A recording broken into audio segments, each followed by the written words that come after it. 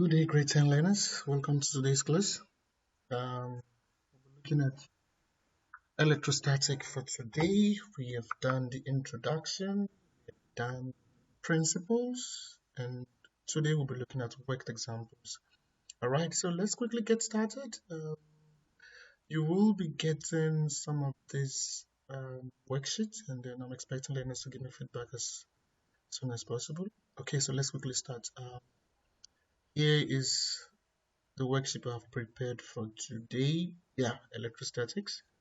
Let's look at example one.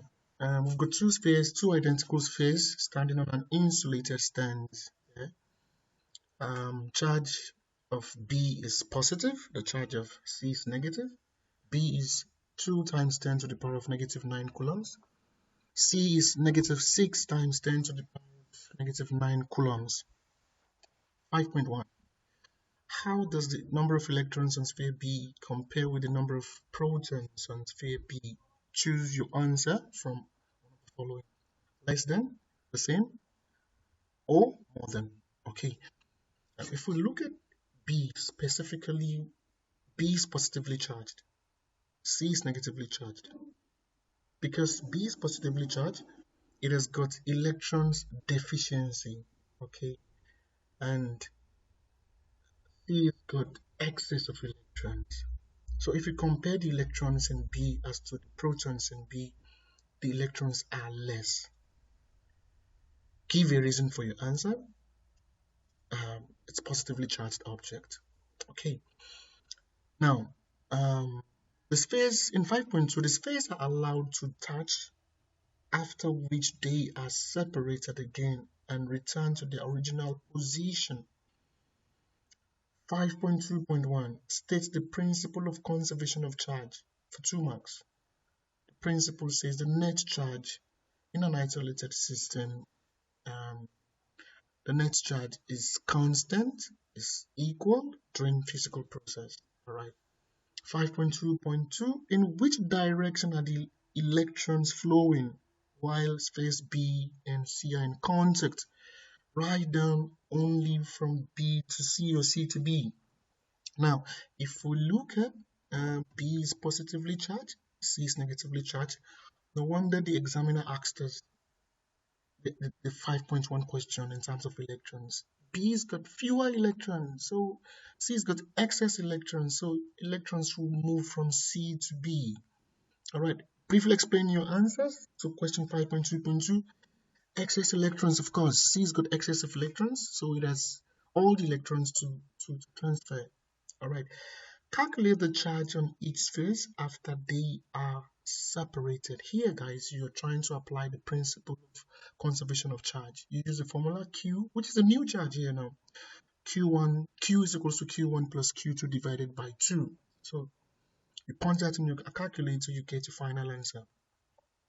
5.2.5, calculate the number of electrons transferred between the two spheres. Okay, now we're applying here the principle of quantization of charge.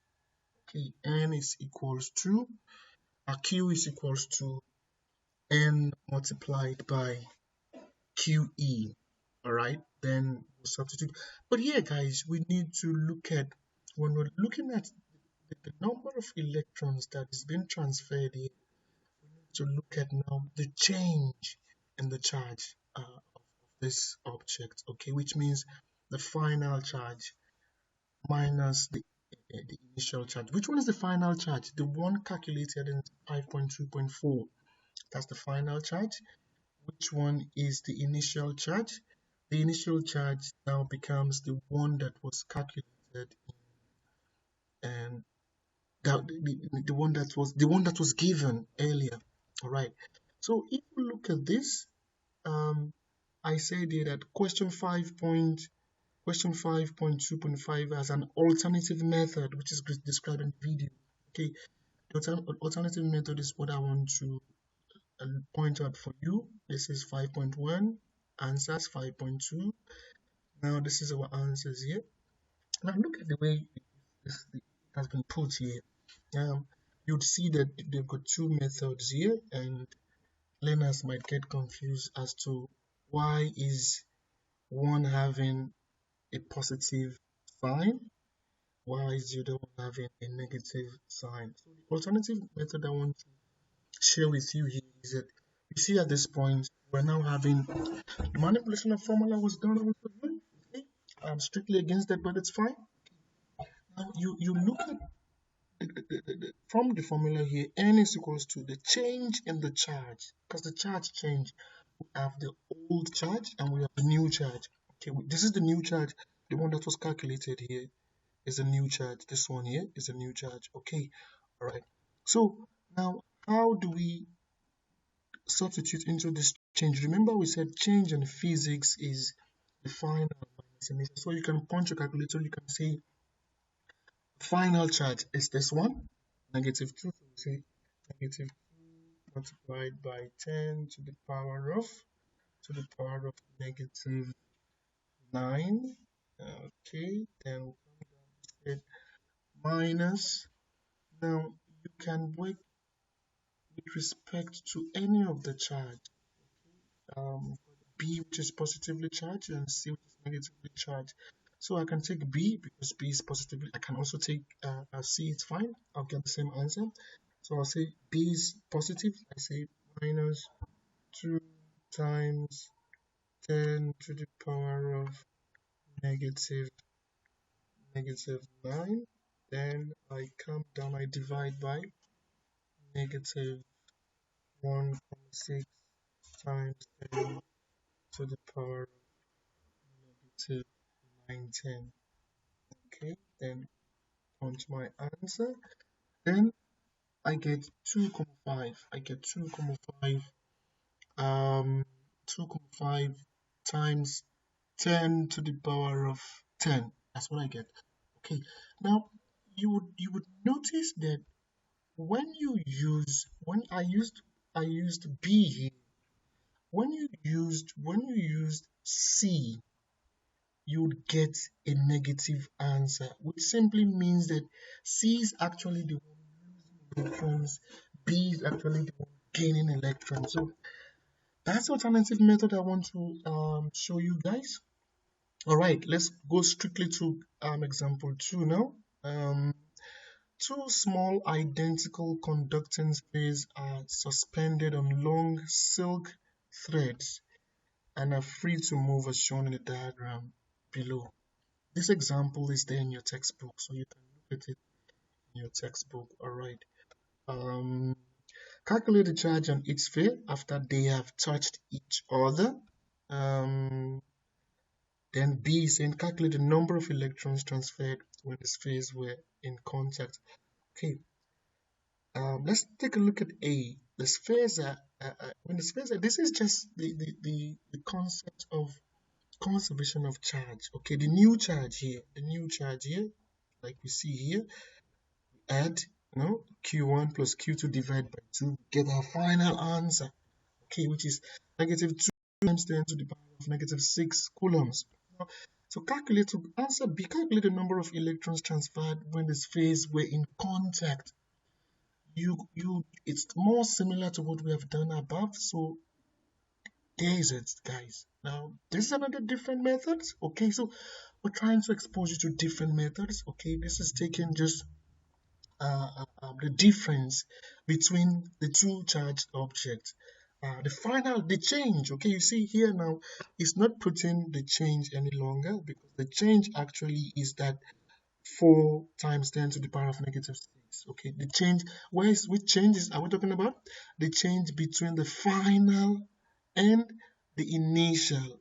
Okay, so if you look at it, it says Q1 change as its charge from positive 2 to negative 2. So which means that the change is what? Negative 4. Okay, negative 4 times 10 to the power of negative 6. And if you look at that of Q2, negative 6 minus 2 times 10 to the power of negative 6 coulombs, the change will now be what? Will now be equal to negative 4 times 10 to the power of negative 6 coulombs. So since the change is the same, the person is bringing the change down here. then substitute that into the answer. Then you get 2.5 times 10 to the power of 13 electrons. You've got this method, you've got the method here in 5.2.5, and you've also got the method I showed you. So you've got three methods that you can use to work with this concept. Let us look at example 3, which is saying calculate the number of electrons that a positively charged object gains if, if its charge decreases by 3.2 times 10 to the power of negative 18. A decrease, that means we're subtracting. Okay, so I'll take note of that. So we use the formula also. The quantization of charge is what we're looking at here. Q is equal to N multiplied by QE. We're looking for number of electrons, then we'll substitute into that. The charge now becomes negative because it was decreased. Okay, negative 3.2 times 10 to the power of 18 divided by negative 1.6 times 10 to the power of negative 18 coulombs. Then you get your answer as 20 electrons. The reason why I would prefer either this method, this one here, or the one I explained to you is that we are constant. We're not changing.